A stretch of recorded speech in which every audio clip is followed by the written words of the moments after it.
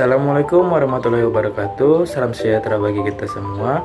Perkenalkan, nama saya Christopher Derulik Mahua dengan NIM 2023760115 dari program studi biologi Fakultas Matematika dan Ilmu Pengetahuan Alam.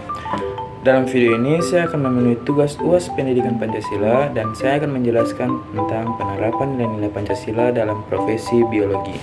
Jadi profesi yang akan saya ambil ke depannya nanti ketika saya lulus nanti, jika Tuhan mengizinkan saya ingin menjadi seorang epidemiologi atau ahli kesehatan masyarakat. Yang dimana epidemiologi ini adalah cabang ilmu bio yang mempelajari tentang distribusi dan faktor-faktor yang mempengaruhi kesehatan dan penyakit di populasi manusia.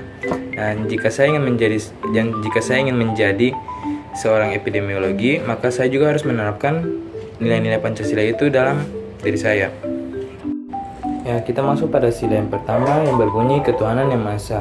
Jika saya menjadi seorang epidemiologi, saya akan menerapkan nilai ketuhanan yang maha esa dengan melakukan pendekatan etis, dengan memastikan bahwa penelitian epidemiologi dan penggunaan data dilakukan dengan etika yang tinggi dan mencerminkan nilai-nilai kejujuran dan kehati-hatian sesuai dengan kepercayaan dan norma-norma etika. Yang kedua itu pemahaman kebijakan kesehatan. Dengan pemahaman kebijakan kesehatan ini, saya dapat memahami dan mendukung kebijakan kesehatan yang berlandaskan prinsip-prinsip etika dan keadilan, serta sesuai dengan nilai-nilai agama dan spiritual masyarakat. Ya, kita masuk pada sila yang kedua yang berbunyi kemanusiaan yang adil dan beradab. Dimana jika saya menjadi seorang epidemiologi, pada sila kedua ini saya akan melakukan penelitian yang adil. Tentu saja sebagai seorang epidemiologi itu kita harus melakukan penelitian yang adil dengan memastikan bahwa penelitian epidemiologi kita memperhitungkan keadilan dan menghasilkan temuan yang dapat memberikan manfaat secara merata kepada semua lapisan masyarakat. Yang kedua itu kesetaraan dalam akses kesehatan, di mana kita berusaha untuk memastikan kesetaraan dalam akses terhadap pelayanan kesehatan dan memahami bagaimana perbedaan sosial dapat mempengaruhi kesehatan masyarakat. Ya, kita masuk pada sila yang ketiga yang berbunyi Persatuan Indonesia. Di mana jika saya sebagai seorang epidemiologi, saya dapat melakukan yang pertama itu keterlibatan dalam pengembangan kebijakan. Di mana terlibat aktif dalam proses pengembangan kebijakan kesehatan nasional yang mencerminkan persatuan dan kepentingan bersama dalam menjaga kesehatan masyarakat. Yang kedua itu kita dapat melakukan penyampaian informasi yang konsisten, menyampaikan temuan epidemiologi dengan cara yang konsisten dan bersatu, menghindari penyajian informasi yang dapat memecah belah atau menimbulkan ketidakpastian. Dan kita dapat melakukan yang ketiga yaitu membangun kemitraan lokal, di mana membangun kemitraan dengan komunitas lokal untuk memahami kebutuhan kesehatan yang spesifik dan merancang solusi bersama yang sesuai dengan nilai-nilai Persatuan Indonesia. Ya, kita masuk pada sila yang keempat yang berbunyi kerakyatan yang dipimpin oleh hikmat kebijaksanaan dalam permusyawaratan perwakilan.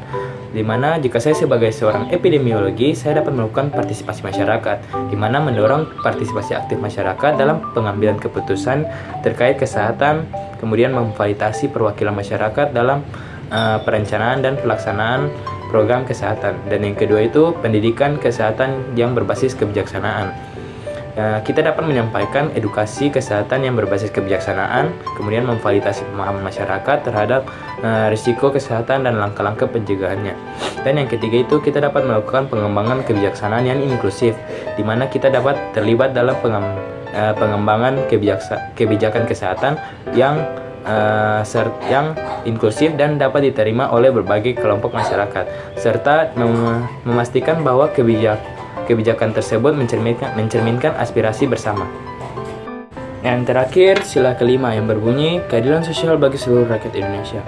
Di mana jika saya sebagai seorang epidemiologi, pada sila kelima ini saya dapat melakukan sebuah kegiatan dengan mengurangi disparitas kesehatan, di mana kita mengarahkan penelitian dan intervensi epidemiologis untuk mengidentifikasi dan mengurangi ketidaksetaraan dalam akses dan hasil kesehatan sehingga mencapai keadilan sosial. Yang kedua itu kita dapat melakukan pemahaman terhadap faktor penyebab kesenjangan, di mana memahami faktor-faktor sosial, ekonomi, dan budaya yang menjadi penyebab ketidaksetaraan dalam kesehatan dan mengambil strategi untuk mengatasi ketidakadilan tersebut.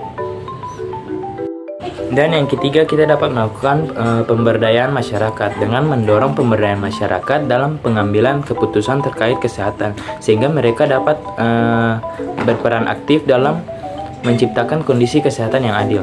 Kemudian yang keempat ini mendorong kebijakan yang adil, terlibat dalam advokasi dan pengembangan kebijakan kesehatan yang mendukung prinsip-prinsip keadilan sosial, termasuk alokasi sumber daya yang merata. Ya, itu saya yang dapat saya presentasikan dalam video ini. Jika ada kesalahan kata, saya minta maaf. Sekian dan terima kasih.